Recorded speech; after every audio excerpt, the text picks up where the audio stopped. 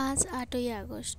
আমার যেরকম জন্মদিন, আমার মিষ্টিরও সেরকম জন্মদিন আজকে। আজ থেকে ঠিক ১ বছর আগে আজকের দিনে আমি আমার মিষ্টিকে পেয়েছিলাম আমার কাছে। সেটা আমার জন্মদিনের দিনকে। আমার জন্মদিনে ভগবানের দেওয়া স্পেশাল গিফট হচ্ছে আমার মিষ্টি। ১ বছর পেরিয়ে গেলেও আগের বছরের এই দিনটায় ঠিক আমার সাথে কি কি ঘটেছিল একটার পর একটা আমার সমস্ত কিছু এখনও মনে আছে। যেন মনে হচ্ছে এটা একটা বছর না, এটা একটা দিনের ঘটনা। ডক্টর দেখাতে গিয়ে আমাকে ভর্তি নিয়েছিল। ভর্তিটা লিখেছিল ১২টার সময়, ভর্তি লিখেছে, ভর্তি হতে বলে দিয়েছে। সেই টাইমে বেরিয়ে এসে আমি অঝরে কেঁদেছি। কি জানি কোথায় একটা খুবই ভয় লাগছিল।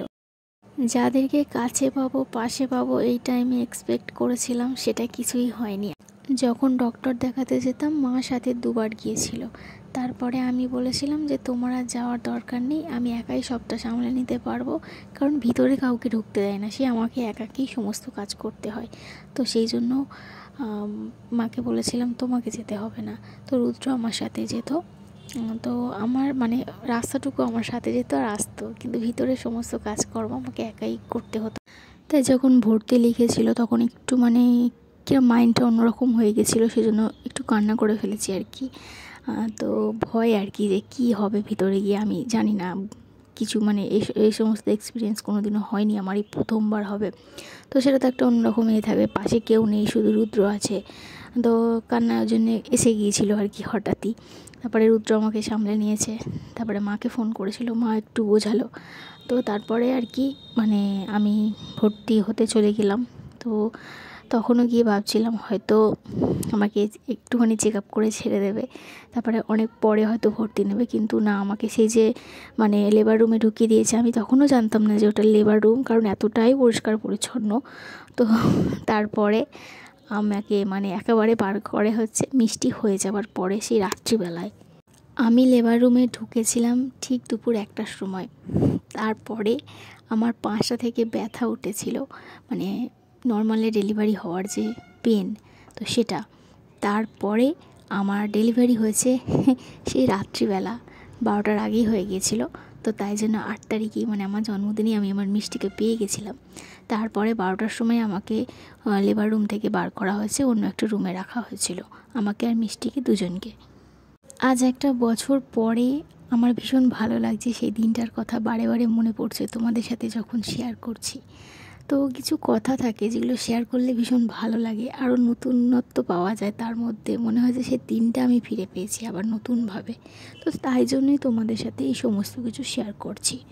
তোমাদেরকে তো বললাম, এই টাইমে যাদেরকে কাছে পাবো ভেবেছিলাম তাদেরকে একদমই কাছে পাইনি। তো আমার মেয়ে হওয়ার পরেও আমাকে দেখতে পর্যন্ত আসেনি। আমি বাপের বাড়িতে কাটিয়েছি ৬টা মাস, তখনও কেউ দেখতে আসেনি আর কি। যাদেরকে এক্সপেক্ট করেছিলাম আর কি, যাদেরকে সো কল্ড আত্মীয় স্বজন বলে, ঠিক তাদেরকে। হসপিটালে গিয়েছিল আমার মা আর হাজব্যান্ড আর মমতা, ওর কথা না বললেই নয়।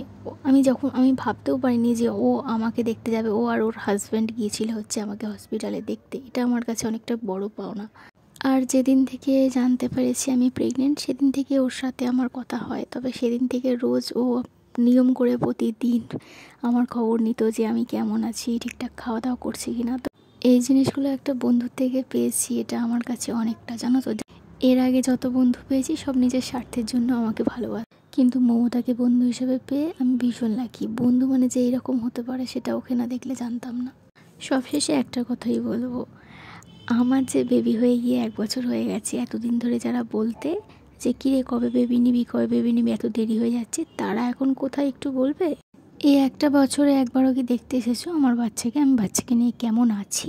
মানুষকে অপমান করতে খুব ভালো লাগে, তাই না? মানুষকে ছোট বড় কথা বলতে ভীষণ ভালো লাগে, খুব স্যাটিসফ্যাকশান হয়, তাই না মনের মধ্যে?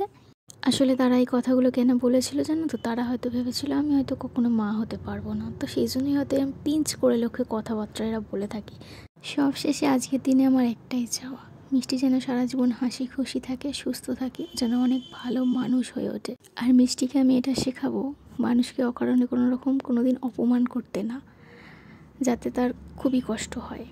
মা হয়ে ভগবানের কাছে এটাই প্রার্থনা করি, ও যেন সবসময় সুস্থ থাকে, ভালো থাকে।